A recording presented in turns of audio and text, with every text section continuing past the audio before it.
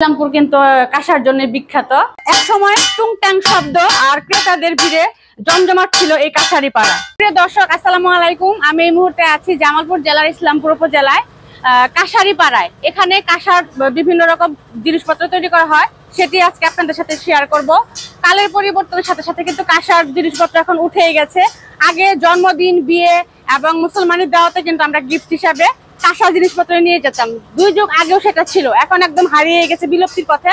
তো একটু দেখাবো কিভাবে তারা কষ্ট করে কাঁসার তৈরি জিনিসপত্র তৈরি করে। আসুন।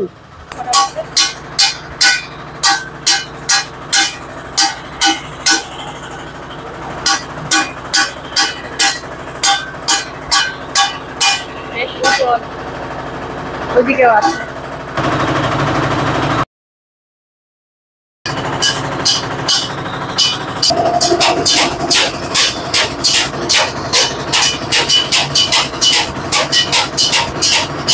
তো আমার হাতে দেখতে পাচ্ছেন কি সুন্দর প্লেট, এটাতে ভাত খাওয়া হয়। আর এটা জানি কি বললেন? মাংস তরকারি, কারি ডিশ। আর চারিগুলা এটা ভাত খাওয়া থাল। ও অনেক বড়। আর এটা হলো পোলাও ডিশ, পোলাও রাখার জন্য। আচ্ছা, আপনারা কি এখনো এই কাঁসার উপরে নির্ভর? আমাদের এই ব্যবসা কাঁসার উপরে নির্ভর, আমাদের সবকিছু। আচ্ছা, এগুলা দাম কেমন? দাম নরমালটা হলো 3500, আর হাই কোয়ালিটি যেটা 5000 5500। একটা সেট? হ্যাঁ, না একটা প্রতি কেজির ওজন। ও কেজি। আচ্ছা আচ্ছা আচ্ছা, কেজি আমার জানা নাই তো।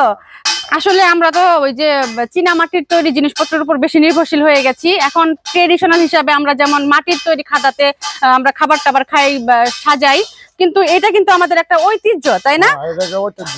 তো আপনাদের কি বাপদাদার আমল থেকে এটা পূর্বপুরুষ থেকে চলে যাচ্ছে, কিন্তু বর্তমানে বাজার মন্দাম, আমাদের বাজার মন্দা, দাম বেশি, কাস্টমার কিনে কম। হ্যাঁ হ্যাঁ, তাতে আমাদের অচল অবস্থা। আচ্ছা, কারিগরপত্র নাই, আমাদের আর্থিক নাই। কিন্তু একটা সময় কিন্তু আমরা যখন এই যে বিয়ে দিত মেয়েদের শ্বশুর বাড়িতে, কিন্তু সুন্দর করে যে কলসিগুলা চুন দিয়ে কিন্তু সুন্দর করে সাদা রং করে সাজায় দিত, দেখতে খুব ভালো লাগতো।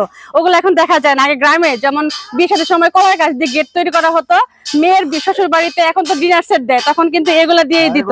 হ্যাঁ, থাল, বাটি, গ্লাস, কলসি। হ্যাঁ, আমার নানি অজু করতো, দেখতাম কাঁসার একটা বদনাতে পানি নিয়ে, শুধু অজু করার, নামাজের অজু করার জন্যই। তো ঠিক আছে, আপনারা সবাই আস্তে আস্তে কাঁসার প্রতি আবার চলে আসুন। যেমন আমরা মাটির জিনিসপত্র এখন দেখাই, তো কাঁসার দেখেন অনেক ওজন, আর এগুলার অনেক কষ্ট। আমি দেখলাম গরমের ভিতর এই যে ওনারা ঘেমে গেছে। আপনারা কে কে করতেছেন? আপনার ভাই, ব্রাদার? ভাই, ছেলে। আচ্ছা, সবাই, পরিবারের সবাই মিলে কাজ করে। তো খুবই ভালো লাগলো এই কাঁসারি পাড়ায় এসে। আর আপনারাও আসতে পারেন এবং কাঁসার জিনিসপত্র ব্যবহার করবেন আশা করি।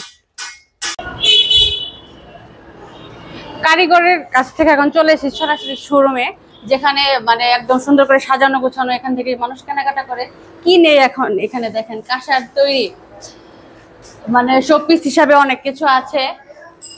এছাড়া এই যে যাবতীয় জগ, কলসি, কড়াই থেকে শুরু করে সবই আছে। খুবই ভালো লাগতেছে। তো কে কে কাঁসার জিনিসপত্র এখনো ব্যবহার করেন অবশ্যই জানাবেন। আমার বাসায় আছে, আমি একটা মগে পানি খাই, আমার খুব ভালো লাগে। আসলে সত্যি কথা বলতে, বিক্রি কেমন হয় ভাইয়া?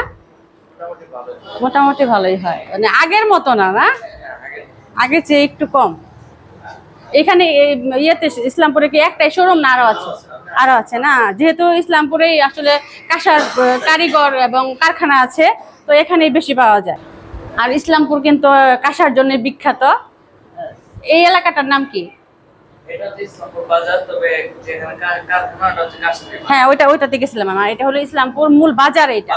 তো আজকে ভিডিওটি কেমন লাগলো অবশ্যই জানাবেন। সবাইকে আল্লাহ হাফেজ।